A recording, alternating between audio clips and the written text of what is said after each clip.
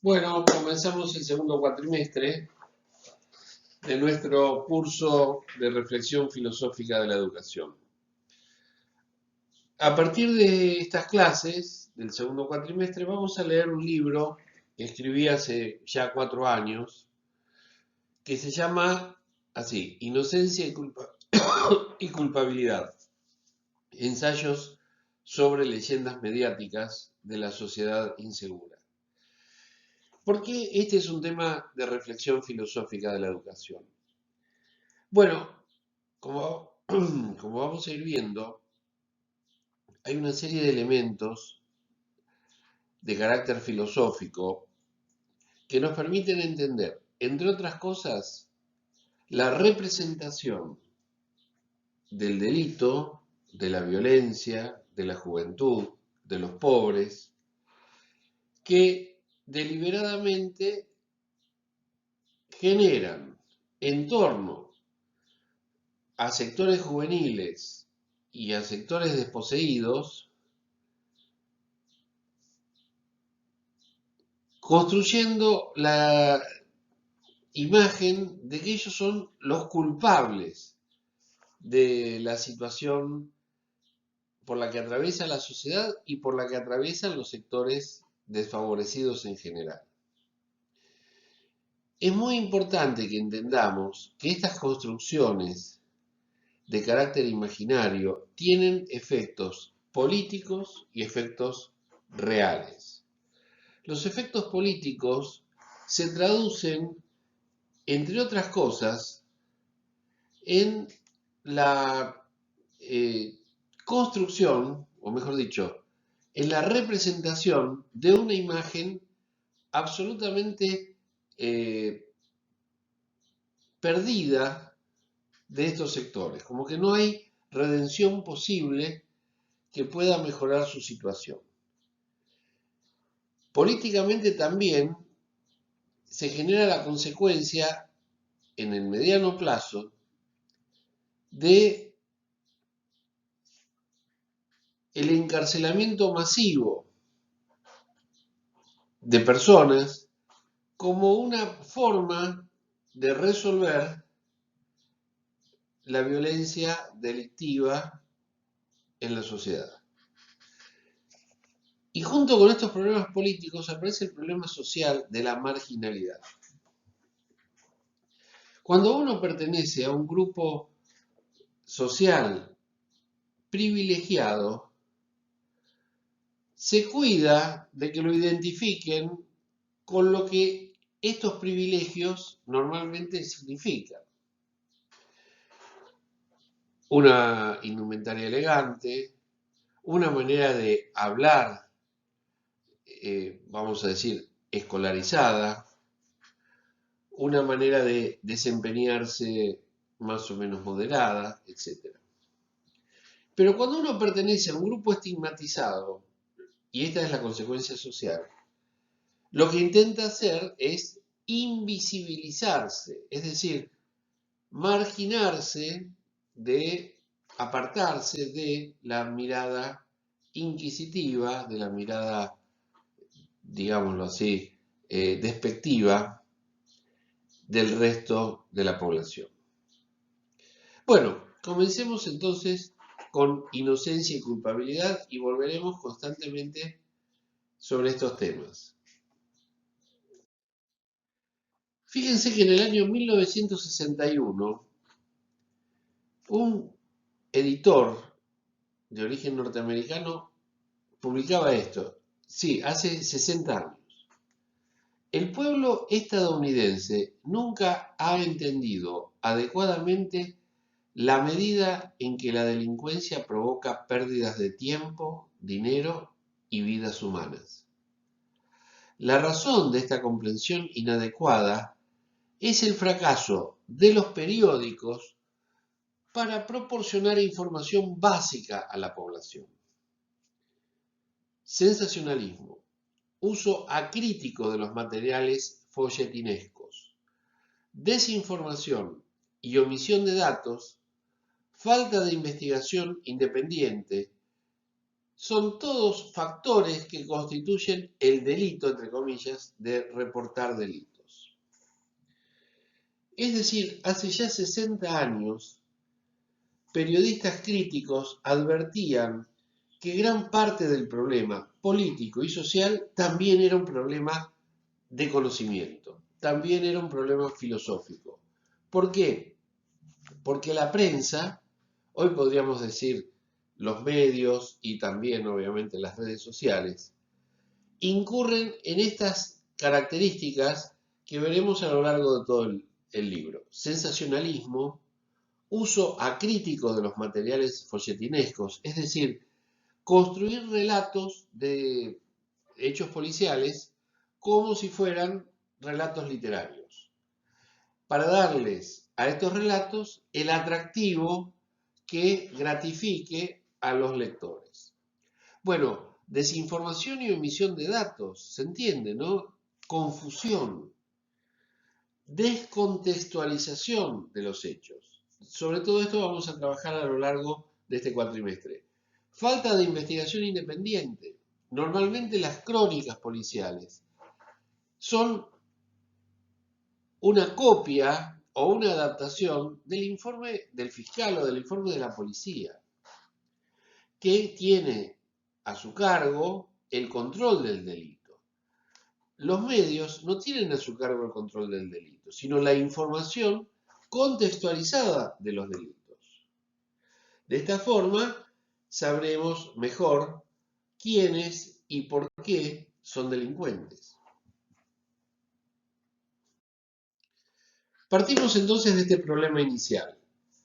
Hay una brecha significativa entre el conocimiento socialmente disponible y las creencias acerca de la inseguridad y la violencia urbana. Sí, hay mucha violencia y poca comprensión en relación con lo que se sabe, con lo que se investiga, con lo que se acumula en las academias acerca de las circunstancias en que se desarrolla, se reproduce y en todo caso aumenta la delincuencia urbana. Podríamos decir que hay tres características fundamentales de estas creencias acerca de la inseguridad. Se ignoran las causas y los factores sociales, se ignora la forma de gestionar y por qué la violencia institucional es un factor importante y preponderante en la lucha contra la inseguridad, y qué son, en general, las nociones espontáneas de bien y mal que la población aprende, reproduce, asimila, intercambia a partir de lo que hacen los medios. Este texto es de 2005 de un sociólogo norteamericano que investigó justamente el problema de la delincuencia en Estados Unidos. Dice así: las medidas de política pública se construyen privilegiando la opinión pública y no la visión de los expertos y de las élites profesionales de la justicia penal. Es decir, lo que importa es satisfacer a lo que se considera son las expectativas de los telespectadores, de la opinión pública. Los grupos profesionales que alguna vez dominaron la comunidad de aquellos que diseñan las políticas públicas han ido cada vez más perdiendo peso. Las políticas públicas son formuladas por comités de acción política y por asesores políticos, no por investigadores ni funcionarios públicos. Por eso, en general, cobran gran notoriedad los o las secretarias, ministros, ministras de cultura, perdón, de seguridad, porque ellos son los que insisten en la necesidad de la mano dura, de la persecución sistemática, y en hablar de un solo tipo de delitos, que es justamente el que para la prensa resulta más rentable. El delito callejero, el delito de arrebato, el delito de entradera o de salidera, etc. Las iniciativas de estas políticas represivas se anuncian en escenarios políticos, es decir, en la convención o en el congreso del partido político, en la entrevista televisada, bueno, en las páginas de los diarios, pero se las encapsula en frases pegadizas. Por ejemplo, el encarcelamiento, que se pudra en la cárcel. La cárcel funciona. En Estados Unidos usaban estas frases: 3 strikes y estás afuera. O sea, a la tercera que te agarramos, a la cárcel. No importa la magnitud ni la peligrosidad del delito. Lo que importa es su carácter reincidente.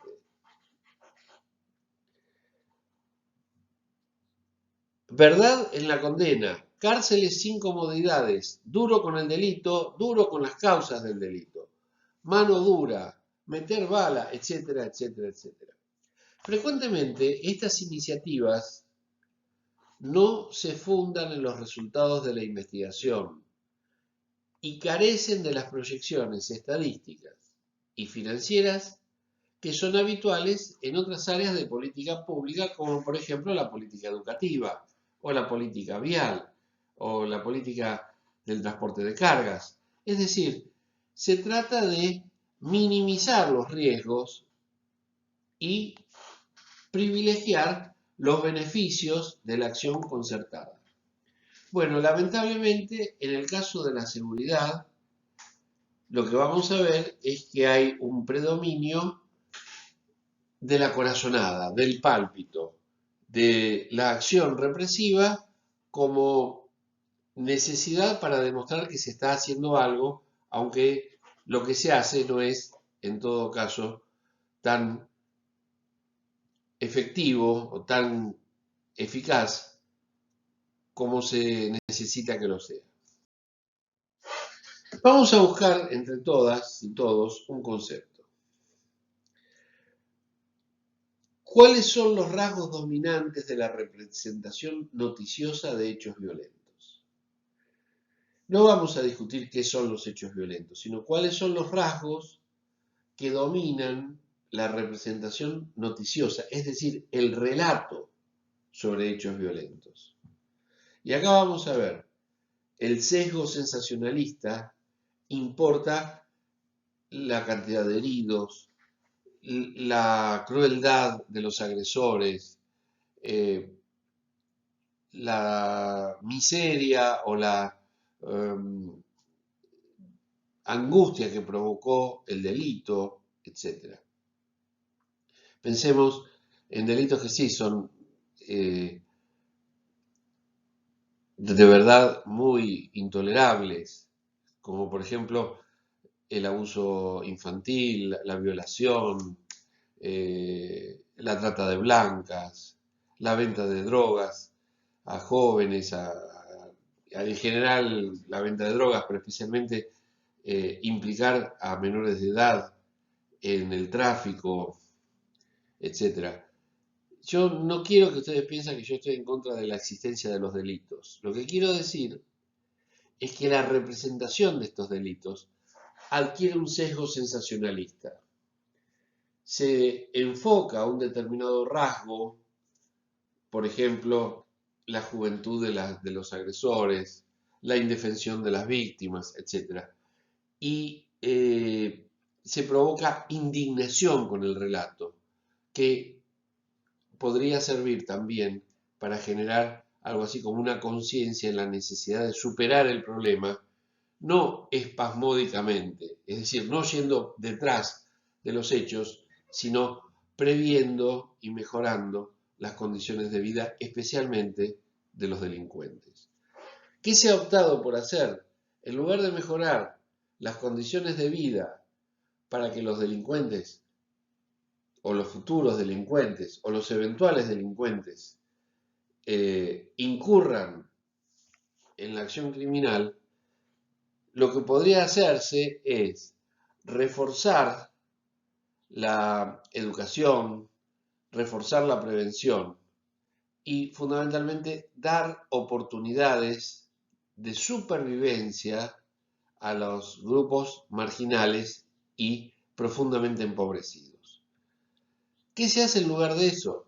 Bueno, tanto la gente que es potencialmente víctima de estos robos como la propia policía refuerzan el control de los efectos de la delincuencia y no reflexionan y actúan sobre los factores que gravitan entre las causas de la delincuencia. El sesgo sensacionalista lo que hace es reducir los conflictos sociales a sus aspectos espectaculares. Esto es, hacer pasar un hecho sangriento por un hecho que debe ser repudiado sin comprender exactamente por qué ni cómo ocurrió. Esto significa también estimular la ansiedad y el temor. Si vos estás constantemente consumiendo relatos sensacionalistas, te va a costar poco trasladar este sensacionalismo a tu visión del mundo. Y así como te acostumbraste a escuchar relatos sensacionalistas, pronto te acostumbrarás a reproducirlos. El sesgo sensacionalista también implica concentrarse en el dolor de víctimas y allegados, que son finalmente los que sufren y expresan su sufrimiento a raíz de los delitos. Las víctimas que mueren, ya hace tiempo que está, por cuestiones de decoro, está sugerido, no prohibido, exhibir escenas de personas muertas. Por eso desde hace muchos años, cuando hay un fallecido o una víctima fatal, los medios tapan el rostro, como una forma de decoro, podríamos decir. Pero no hay estas normas de decoro para tomar la expresión de los padres de la víctima, o del marido, o de la hermana de la víctima, o de alguno de sus deudos, que jura que habrá justicia, venganza, etcétera, etcétera.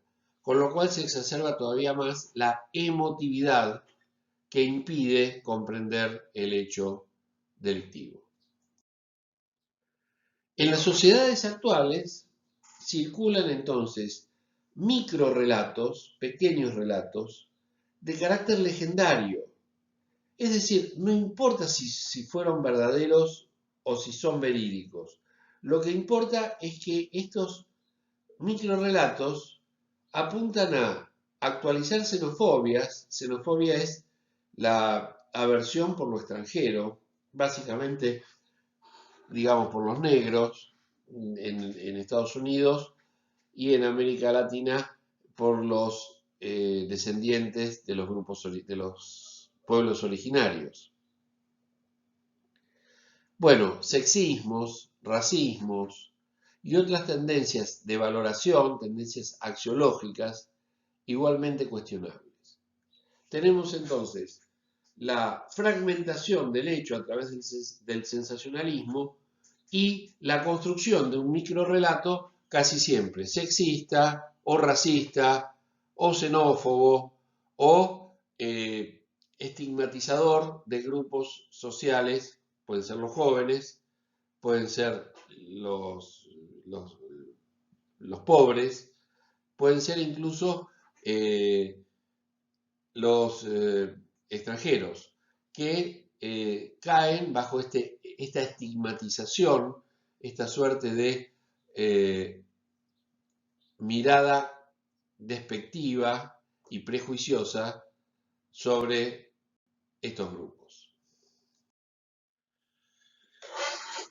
Lo que les voy a proponer entonces a lo largo de estas clases es reflexión sobre la gestación, la circulación y el apogeo de las leyendas mediáticas. Repitámoslo, ¿qué son las leyendas mediáticas? Son microrrelatos que cuentan hechos delictivos y que se presentan, en primer lugar, a través de las crónicas policiales o de las noticias televisivas vinculadas con hechos delictivos. Estos relatos se derivan de la proliferación de climas de opinión. El clima de opinión es algo así como una sensación bastante difusa, pero ampliamente compartida. Por ejemplo, constituye el clima de opinión el hecho de que la Argentina está cada vez peor, de que la sociedad argentina no tiene remedio. Bueno, el clima de opinión es sostenido por mucha gente, pero es difundido para que mucha gente lo comparta. Y fundamentalmente, en el caso del delito, lo que vemos es que el clima de opinión prolifera focalizando de manera sensacionalista al delito menor. Tenemos decenas de delitos, lamentablemente. La estafa, la defraudación, el cuento del tío, en fin. Sin embargo, el delito que prevalece en la focalización sensacionalista es el delito menor. Es decir, el delito de poca monta. Igual es grave, no quiero decir que no lo es. Lo que quiero decir es que otros delitos más importantes y más trascendentes son oscurecidos en esta focalización sensacionalista. ¿Por qué llamo relatos a las leyendas mediáticas? En primer lugar, la leyenda no siempre tiene una historia ficticia, no siempre son falsas las historias. Y en segundo lugar, las leyendas no están solo para el entretenimiento, sino que también funcionan como canalización de angustias y terrores compartidos frente a situaciones no resueltas, ya sea porque se refieren a problemáticas reales o a amenazas o problemáticas posibles. Esto es muy importante. Las situaciones problemáticas deben ser consideradas no por sus efectos, sino también por las circunstancias en que se plantean. Por eso es que las leyendas mediáticas son instructivas, enseñan y advierten sobre los riesgos a que de manera verosímil podemos enfrentarnos y al establecer demarcaciones entre lo reprochable y lo deseable. No hay nada más insoportable para las personas que el relativismo, que no saber lo que está bien y lo que está mal. Las leyendas mediáticas son una herramienta cultural que asegura la nitidez de estos límites. ¿Por qué se llaman leyendas mediáticas? Porque circulan fluidamente como evidencias sociales rara vez discutidas. ¿Sí? O sea, se toma a las leyendas mediáticas como hechos ciertos. No es que no lo sean, no lo son en todos los casos, pero sí en todos los casos circulan como hechos verídicos. Vamos a ir viendo algunos ejemplos. Pero más que enfocarnos en las leyendas mediáticas, nos vamos a enfocar en la constitución de esta base de creencias por las cuales las leyendas mediáticas llegan a tener tanta difusión. Partamos de esta base.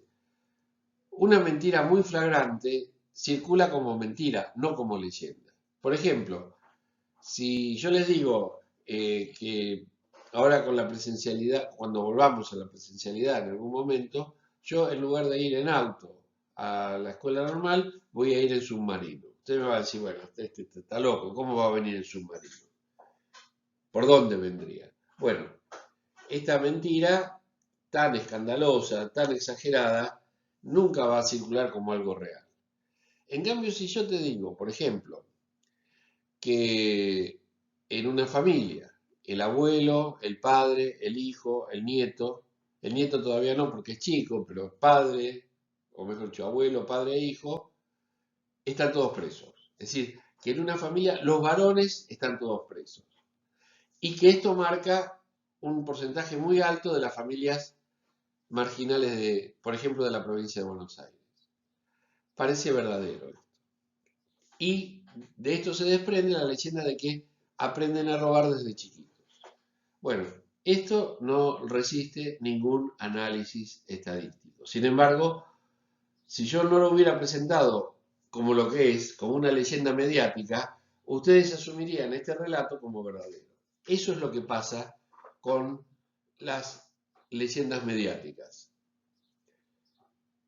donde compartimos la aceptación acrítica de la leyenda, es decir, creemos en ella, no por su contenido, sino por la red de adherentes prestigiosos que las impulsan. He escuchado a un profesor, he escuchado a alguien en la televisión, he escuchado a personas a las que yo usualmente le tributo cierta confianza. No perdamos de vista esto. El registro mediático de las violencias sociales viene en el envoltorio de las crónicas policiales, sin descripciones efectivamente alternativas que habiliten confrontar creencias con otras versiones. Bueno, con esto terminamos la clase de hoy. Nos veremos dentro de 15 días.